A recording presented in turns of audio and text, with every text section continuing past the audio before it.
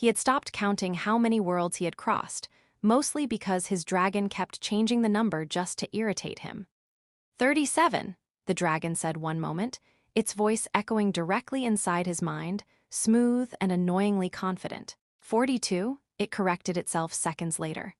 Actually, I liked 42 better, feels more mysterious. He didn't respond, he rarely did. Silence had become his only reliable companion until the dragon arrived and ruined it completely. They descended through a fractured sky where gravity seemed undecided, pulling sideways one moment and gently upward the next. Floating shards of land drifted like broken thoughts, glowing faintly with residual energy. He tightened his grip as the dragon angled its wings, slipping between two fragments that nearly collided behind them. "You know," the dragon muttered, "if you had listened to me 3 realms ago, we could be somewhere warm right now." With less floating death, he exhaled slowly. "You said that realm was peaceful." "It was," the dragon replied defensively, "until you started a war." He chose not to argue. There was no point. The dragon would win, not because it was right, but because it would never stop talking. They landed on a narrow stretch of solid ground, though solid felt like a generous term. The surface pulsed faintly under his boots, as if the planet itself was breathing.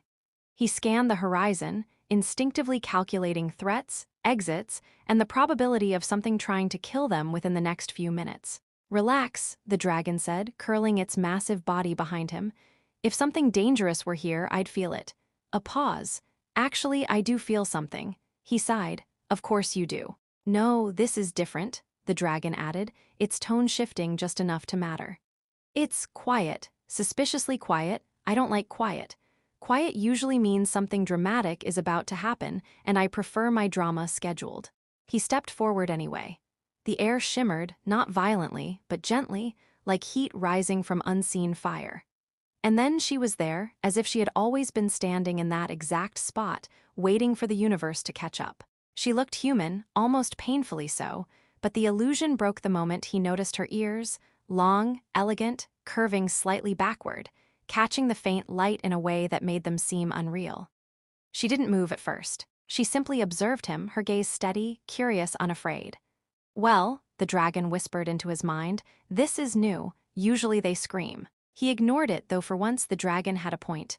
"Are you lost?" she asked, her voice calm, carrying an unusual clarity that seemed to settle the air itself. "No," he answered, though he wasn't entirely sure that was true anymore. The dragon shifted behind him, attempting to look imposing. Unfortunately, the ground beneath it pulsed at the wrong moment, causing its front claws to slip slightly. It recovered quickly, pretending nothing had happened. "I meant to do that," it added, just in case anyone was judging. "It's called balance testing." She smiled, not cautiously, not nervously, but with a quiet amusement that caught him off guard. It had been a long time since anyone had looked at them without fear or hostility or confusion, which was arguably worse. "You've traveled far," she said, tilting her head slightly. "Your presence is loud." The dragon snorted. "Finally, someone appreciates us." He studied her more closely now, something unfamiliar stirring beneath his usual detachment. There was no visible weapon, no sign of defense, yet the space around her felt anchored, as if reality itself preferred her there. "Who are you?" he asked. She considered the question, as if deciding how much of the answer the universe would allow. "Someone who has been waiting," she said simply. The dragon leaned closer to him, its voice dropping to a conspiratorial whisper. "I don't like it when people say things like that. It usually means we're about to be involved in something complicated." He didn't respond, because for the first time in a very long time, he had the distinct feeling that the dragon was right. He didn't trust stillness, yet he didn't step back.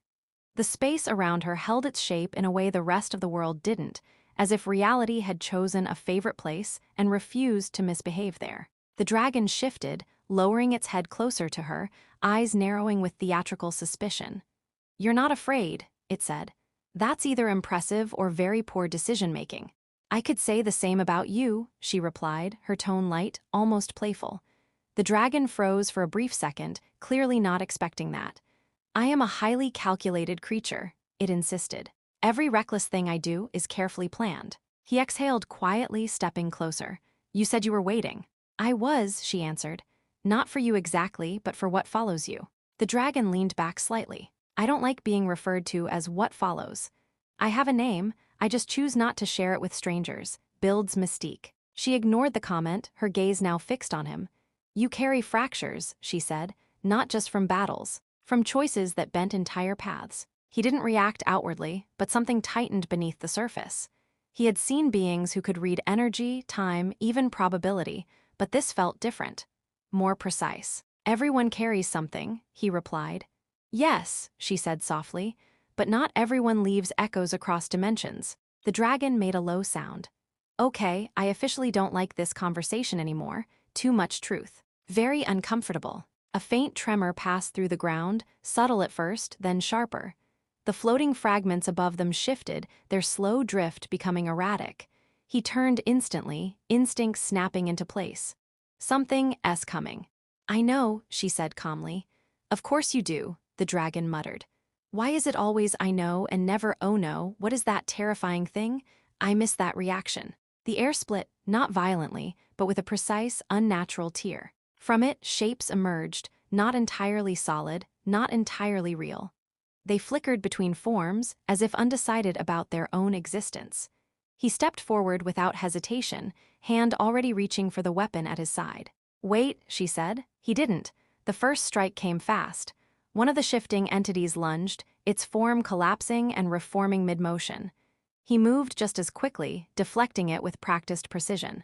The impact sent a ripple through the air itself, distorting sound for a brief second. The dragon roared not out of fear, but enthusiasm. Finally, something dramatic. It surged forward, wings cutting through the unstable gravity, jaws snapping toward another entity. The creature dissolved before contact, reappearing behind it.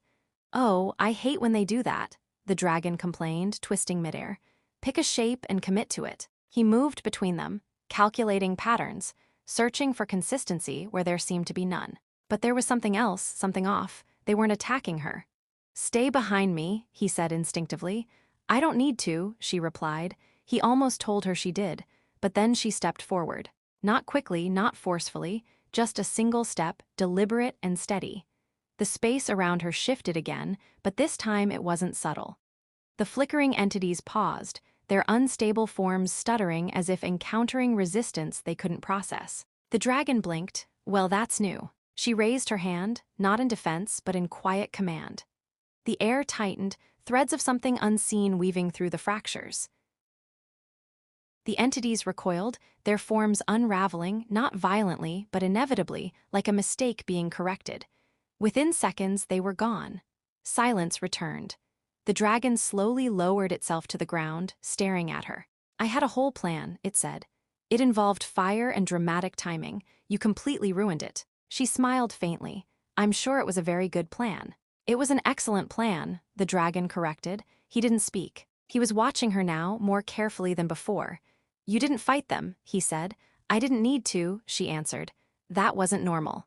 No, she agreed. The dragon leaned closer to him again, its voice quieter this time. I've changed my mind, it whispered. This isn't just complicated. He didn't ask. This is very complicated. He remained still for a long moment after the silence settled, as if expecting reality to argue with what had just happened. It didn't. For once, the universe chose not to complicate things further, which made the dragon immediately suspicious. I don't trust this, it said, narrowing its eyes at absolutely everything. Things ended too cleanly. Where's the explosion? The ominous warning, at least a dramatic echo. They're gone, he said quietly. For now, she added, her gaze lifting toward the fractured sky. They weren't attacking to destroy, they were searching. The dragon groaned. Of course they were. Why is it never something simple, like, we came to conquer, and also we hate you personally? He turned to her. Searching for what? For what I carry, she answered, and for what we will create. The words lingered, heavier than any threat. He had spent lifetimes fighting enemies he could see, measure, defeat. This was different. This was something that would keep coming, not out of anger, but inevitability. So we leave, he said. We go somewhere they can't follow. She looked at him then, not with surprise, but with quiet understanding. There is nowhere they can't follow, she said gently, but there are places they don't yet understand. The dragon lifted its head. I like those places. Less predictable danger, feels refreshing. He almost smiled, though it didn't quite reach the surface. And this, you mentioned you're including us in that without asking. I am, she said. That's bold, the dragon added. We usually require at least a dramatic speech before joining cosmic destinies. She stepped closer, the strange stillness around her expanding just enough to include him, and even the dragon. You've spent your existence ending things, she said to him. Wars, worlds, paths, but you're tired of that. He didn't answer, because she was right. And you, she continued, glancing at the dragon, hide your fear behind noise. I do not hide, the dragon started, then paused. Okay, maybe a little, but it's very stylish. She smiled again, softer this time. What comes next isn't about ending, it's about beginning. The ground beneath them pulsed once more, but this time it felt different, not unstable, alive, responsive. He looked at her, then at the shifting sky, then at the dragon, who was now pretending to look heroic despite clearly being curious. I don't start things, he said. You do now, she replied. The dragon stretched its wings, glancing between them. Well, if we're starting something, can it involve less running and more flying? I prefer flying. It's dignified. He let out a slow breath, something inside him finally loosening after countless battles that had led nowhere. For the first time, he wasn't calculating how to survive the next moment. He was considering what it might mean to shape the ones after it. Fine, he said. The dragon blinked. That's it. No dramatic hesitation, no internal monologue. I've had enough of those, he replied. Fair, the dragon admitted. She extended her hand, not as a command, not as a demand, but as an invitation. He took it. The world didn't shatter. It didn't explode into chaos or light. It simply shifted, aligning itself with a new direction, as if it had been waiting for that single choice. Where are we going? The dragon asked. She looked ahead, toward a horizon that hadn't existed a moment ago. Forward. The dragon sighed. That is not a helpful answer. He almost laughed. And as they moved, together this time, not as survivors or wanderers, but as something new, the fractured realms behind them began to settle, not because they had been conquered, but because they had been left behind. For once, he wasn't chasing the end of a war. He was stepping into the beginning of something that might finally be worth it. The dragon glanced at him one last time. If this turns into another endless battle, I'm blaming you. That's fair, he said. Good, the dragon replied. I like fair. And for the first time across all the worlds he had crossed, fairness didn't sound like a lie. They moved through the new horizon as if the universe itself had decided to cooperate for once. Space no longer fractured around them. It bent gently, like a river adjusting its flow around stones it had learned to trust. The dragon kept glancing around suspiciously anyway. I don't like this, it muttered. Nothing has tried to kill us in at least, I don't know, a concerning amount of time. Maybe it's over, he said. The dragon made a sound halfway between a cough and an offended gasp. Nothing is ever over. Things just pause to gather more dramatic momentum. She walked slightly ahead of them, though walked was a generous word.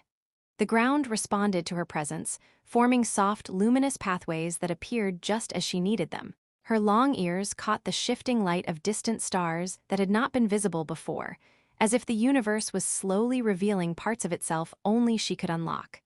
They're still coming, she said quietly. The dragon groaned loudly. I knew it, I felt too peaceful, that's always the sign. But this time, when the tear in reality opened, it did not feel like an attack. It felt like recognition.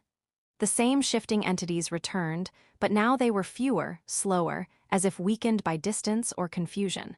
They hovered at the edge of perception, not advancing. They aren't searching for destruction, she said. They're searching for origin. The origin of what? He asked. She turned to him. Of what I am becoming, of what we are becoming. The dragon leaned in. I just want to point out I'm still me. I'm not becoming anything weird. I refuse character development on principle. One of the entities drifted closer, then stopped. It flickered, unstable, as if trying to understand them. Then, for the first time, it did not dissolve or attack. It observed. He stepped forward instinctively, but she gently placed a hand on his arm. Not like before, she said. The air shifted again, but this time, instead of collapsing space, she unfolded it. Patterns emerged, memories of worlds they had passed, battles that had never fully ended, and something deeper beneath it all. A structure, a hidden logic. He saw it then. These beings were not invaders. They were corrections. fragments of a system trying to stabilize something broken long before he ever entered the story. And she was the missing variable. The dragon blinked slowly. "So, are we the problem?" "I was," she said softly. Silence followed. He looked at her differently now, not as someone waiting or guiding, but as someone carrying an entire imbalance inside her existence. "And now?" She smiled faintly. "Now I choose differently." The entities paused again, then began to dissolve, not violently but peacefully, like equations resolving themselves. One by one, they faded, no longer needed. The dragon exhaled. "So we just solved cosmic imbalance by emotional decision-making." "Seems like it," he said. "I hate this universe," the dragon muttered. "It has no respect for logic." But there was no more threat, no more fracture chasing them through space. The systems that had once hunted her presence had recognized resolution, and in recognition, they withdrew. For the first time in countless realms, there was stillness without tension. She stepped closer to him. "You could have left," she said. "I know. You still can." He considered it. The endless wars, the solitary paths, the certainty of destruction he once called purpose. Then he looked at the dragon, who was now attempting to sit dramatically on a floating shard of light but slipping slightly every few seconds. "I think I've left enough things behind," he said. The dragon paused. "Is that sentiment?" "I didn't prepare for sentiment. Do we have equipment for that?" She laughed softly, and the sound did something subtle to the universe. It softened its edges further. The fractured worlds behind them were no longer fractured. They were simply connected in ways they had never been before. She let go of his arm.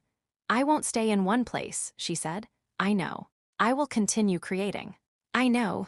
The dragon sighed. "Can someone please make a rule book? I feel like I joined a movement, without reading terms and conditions." He finally allowed himself to smile.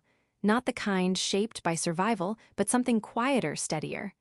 "I don't conquer realms anymore," he said. The dragon perked up. "Oh good, retired villain arc." He shook his head. "I explore them." The dragon groaned again. "That's just conquering with better marketing." She turned away, stepping into the light where space opened like a door without walls. Before she left, she looked back once. "You will find me again," she said. "Probably," he answered. "Definitely," the dragon corrected. Then she was gone, not disappearing, but becoming part of the structure she had restored, her presence dissolving into the fabric of possibility itself. The dragon sat down properly this time. "So?" it said after a long pause. "What now?" He looked at the endless, quiet horizon. No wars calling, no fractures screaming, just space, vast, curious, and finally open. "Now," he said, "we see what this universe looks like when we stop breaking it." The dragon sighed. "I'm going to need a hobby." And together, they moved forward, not as weapons, not as survivors of endless conflict, but as something far more uncertain and far more complete explorers.